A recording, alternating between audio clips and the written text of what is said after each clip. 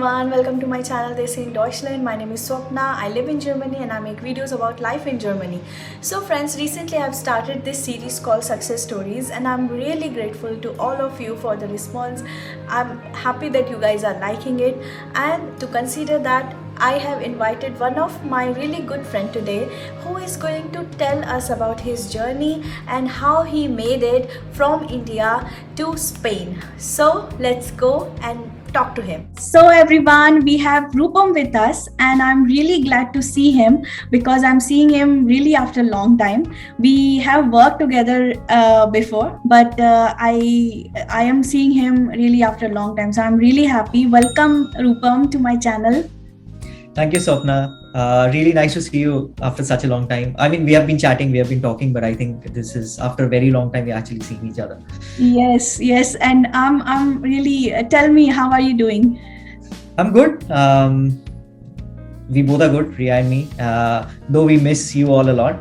Life has been kind for us in Spain so far. So yeah, not bad. Things are good. Yeah. So Rupam, could you tell us something about yourself? Sure. So hey everyone, I'm Rupam. I have around 12 years of experience in software testing. I worked in India, in UK with Swapna, and now I'm in Spain. I'm mainly interested in test automation. So my major work is around test automation at this point of time.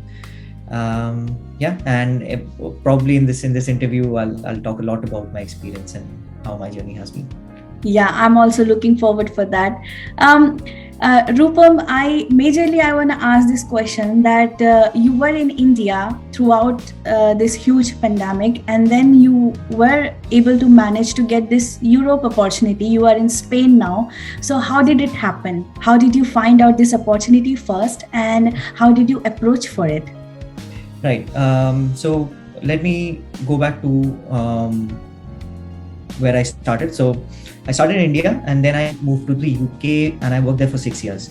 And then because my visa ended, I had to go back to India, and it was the year 2019. In my head, I always dreamt of moving back to UK, maybe after a year, after the cooling period. But just around the cooling period, COVID happened, right? And during the COVID period, I actually saw a lot of ups and downs because parallelly I was trying for an opportunity outside.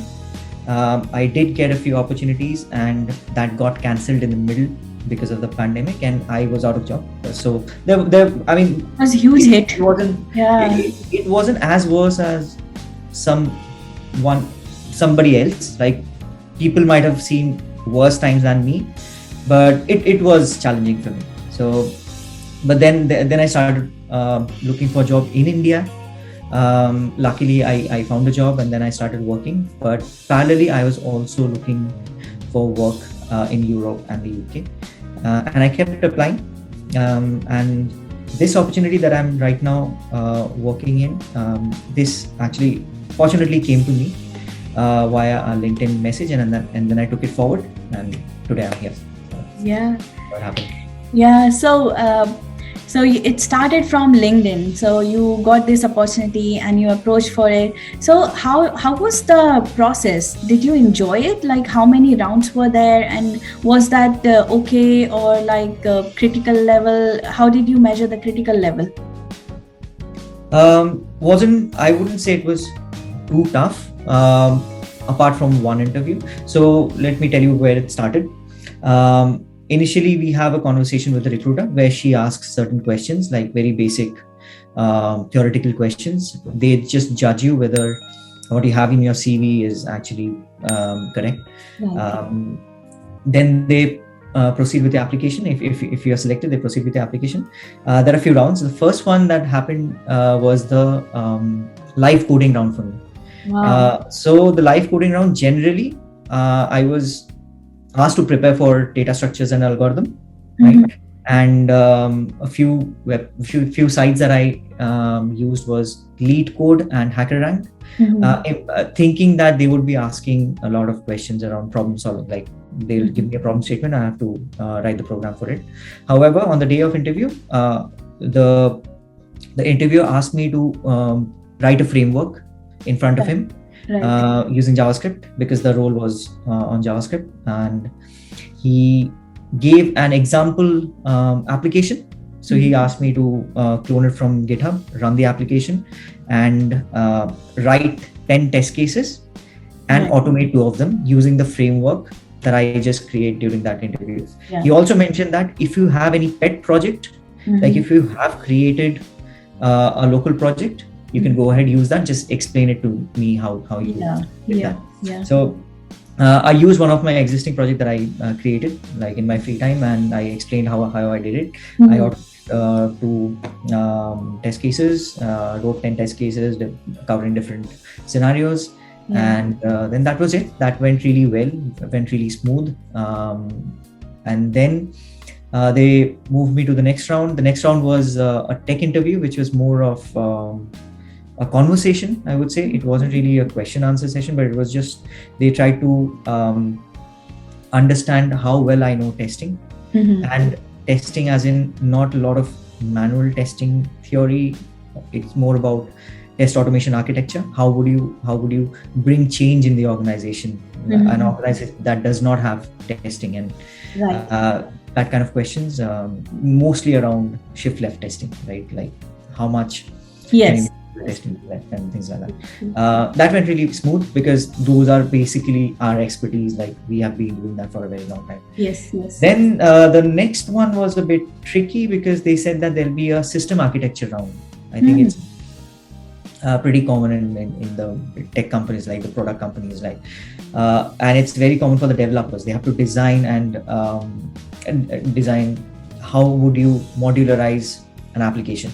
And I told them that I did not have any experience on that. So I asked them, what should I expect? What kind of questions should I expect? The recruiter went back to the manager and he said that it'll be all around CI/CD. So it will, because it was more of a testing specific, like test automation specific role, it will be more of CI/CD and not like application development. So I prepared for it, basic CI/CD questions, and I had some experience as well. So that was a bit challenging because they went really deep with some of the CI/CD concepts. Basically, especially with how do you achieve continuous deployment and different types of deployment and things like that, which obviously I had a theoretical knowledge, not a lot of practical knowledge. But then based on my answers and based on my previous interviews, they put me ahead with the manager round. Like that's the behavioral round. You start talking with the manager. It's again a conversation. They judge the cultural aspects. Will this candidate be a good fit to the company and the company? Like probably what they see is does he accept feedback, or how rigid he is, kind of things like that. I had a good conversation with the manager, and I got good vibes. I hope he also got good vibes. And then of course, he would have, hopefully. So that was it, and that's how I got this offer. And the whole process actually took a month. However, it was more about giving me time to prepare, because right after every interview, within 2 hours they would respond with are they going ahead with it or not. So which was amazing, which was really good. So, had a good experience. Nice. This sounds really great. So you had around 4 to 5 rounds, and after each round you were given enough time to prepare yourself for the next round. So that was great. It looks quite organized. It was. And in fact, I have got rejections as well. Like I have been part of some interviews where I've got rejections as well. And I've seen the interview process to be similar, like in all the companies that I've applied. And it includes companies from UK as well and Germany as well. So I think they have this good candidate experience. They want to give the candidate a good experience overall. Yes. Yeah, almost like it sounds similar to Germany also, and I think UK also. And of course I want to ask again one more question, that how did you find it? Like when you got this offer, what was your feeling? Yes, I was confused, I'll be very honest, because I all my friends, you were in Germany, and then some of my friends were in UK. So in my head, I wanted to really move to Germany and UK. I did not really know about Spain. However, I've been to Barcelona once, so I knew this city. And when we were here during our first visit, we really liked the place, and that actually motivated me to actually take this opportunity. The offer was good. The offer was something that hardly anyone would refuse. Considering all that, we said that it can be a good start, and then we got excited, and then we took the offer. Nice. And after that, how was the visa process? Was that smooth, or was that the support given by your company? Was that like this? So when I got the offer, they put me in contact with their relocation team, right? They provided me with all the information, with proper PDFs, with the things that I had to do. There is one part of this whole process where the company was supposed to do, and there is another part which I am supposed to do, because I was in India, so I had to gather a lot of information. So I wouldn't say the visa process was very smooth. So I had to, there is a thing called apostille, like you have to send it to the Ministry of Ministry of External Affairs, and you have to get it stamped. I had to do this twice because it took so long that the previous documents got expired. It took me 8 months. It took me 7 to 8 months to get the whole visa done. So it wasn't smooth. So you have to give time. It takes time to get visa. And was that like the Spanish people, they were quite enough to wait for that long, and they were fine with the delay?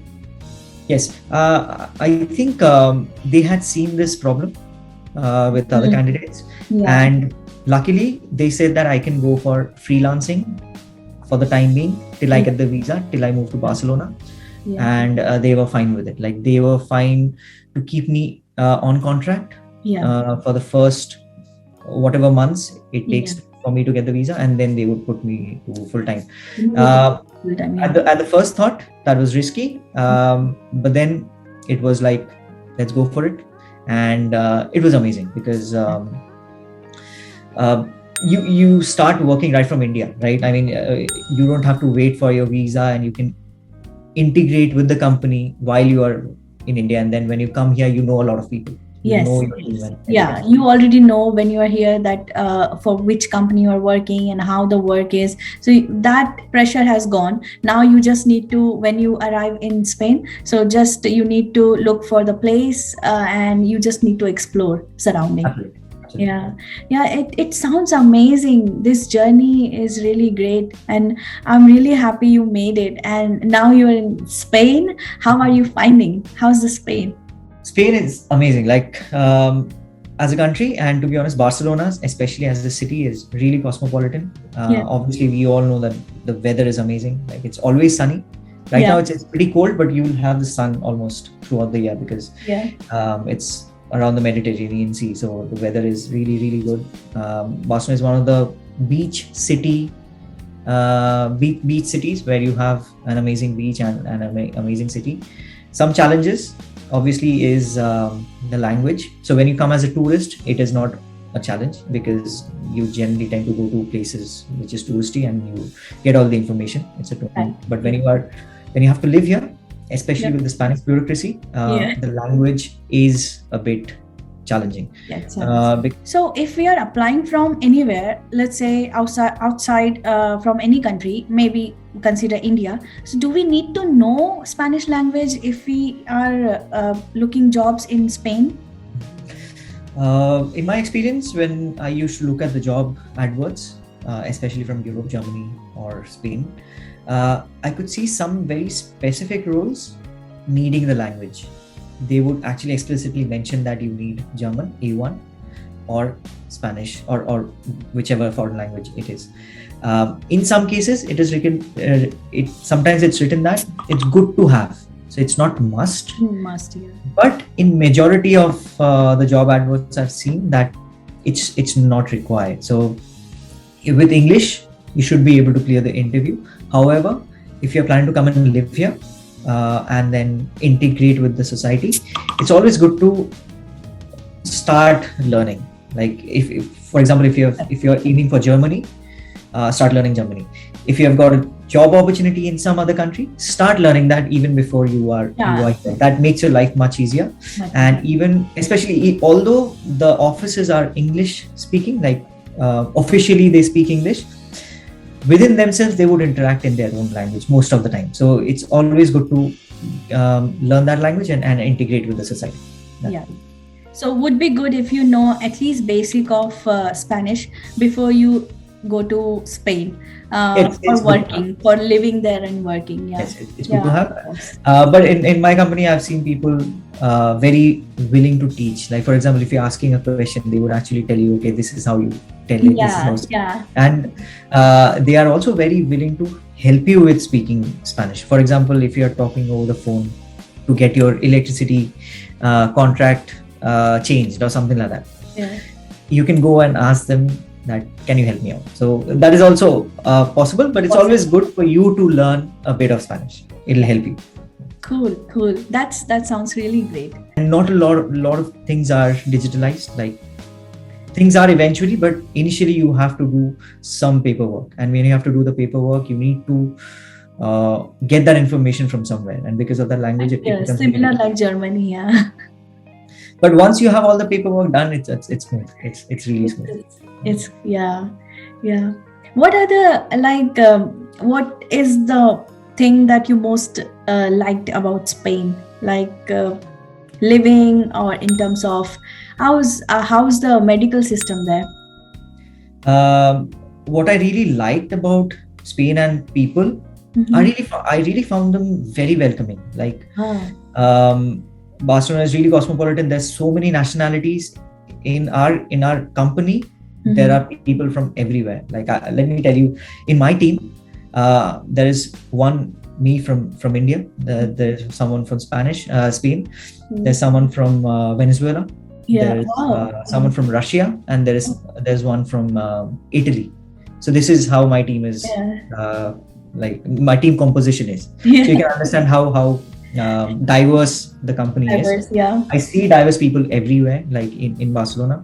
That is something that I really like, that they tend to welcome people. Healthcare wise, I've heard that it's really good. I haven't had the experience yet to actually and touch wood. I know I've heard that it's world class, and hopefully as I have we have heard too that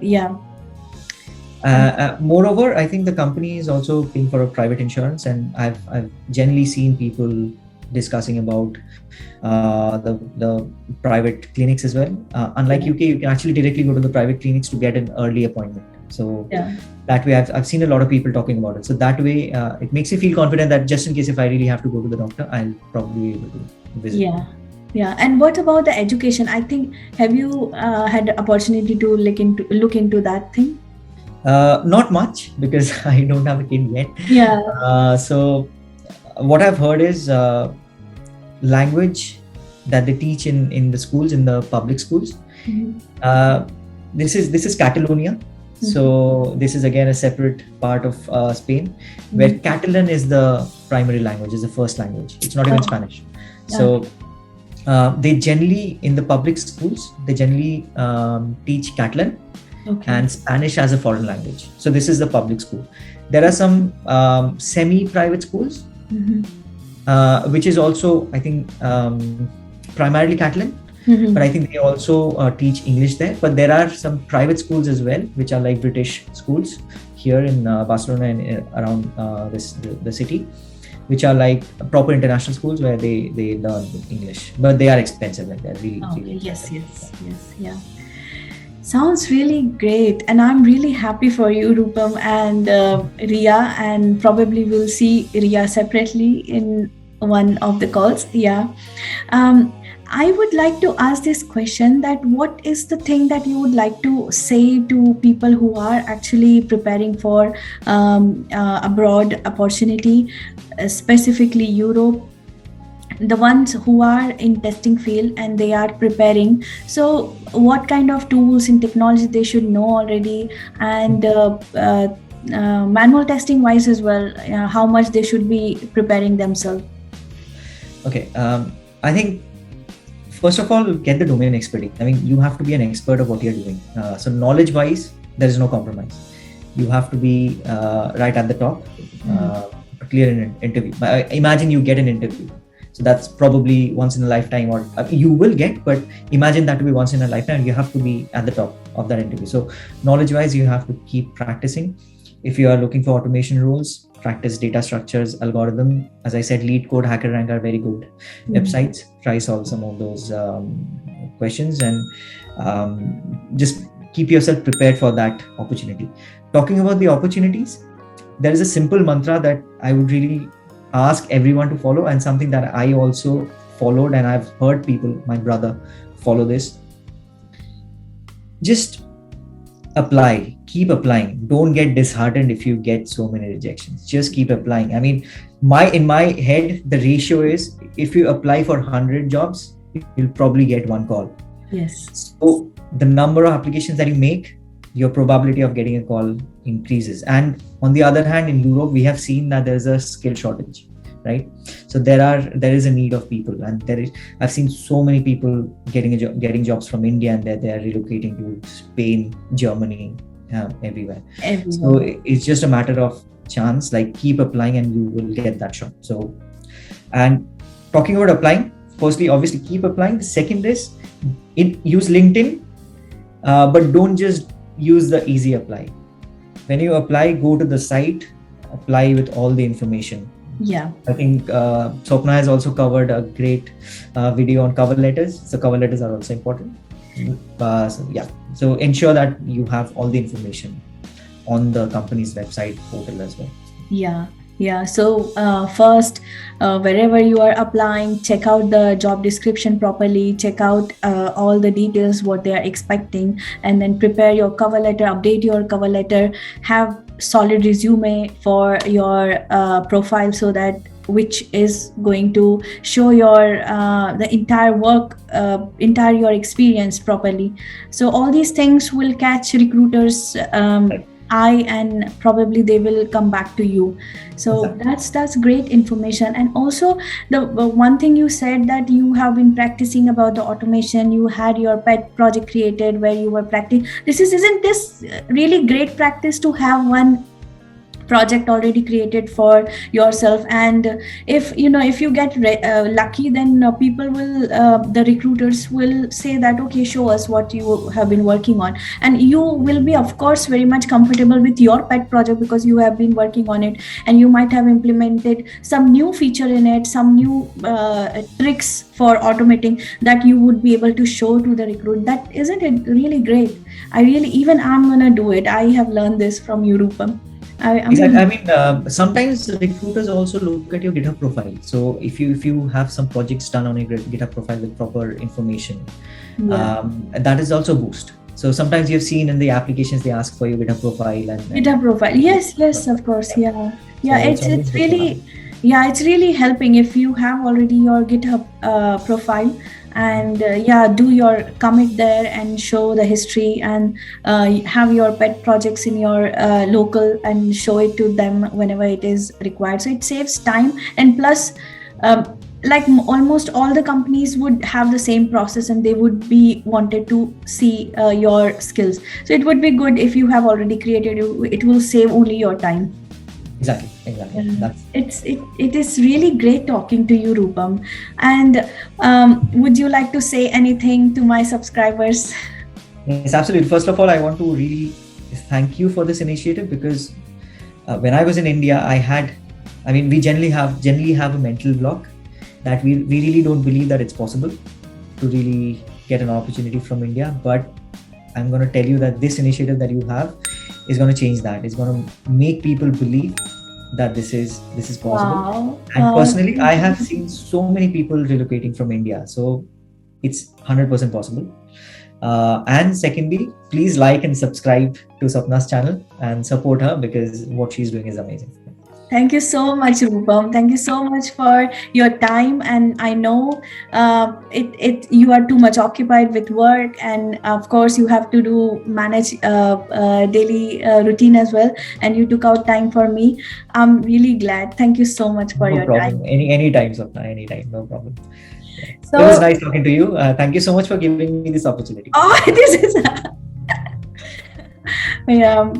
So I want to say, everyone, thank you for watching this video, and I will be seeing you in the next video. Thanks for your time, and please do subscribe my channel, like my video, share it, and please help me to grow my channel. And thank you so much for watching.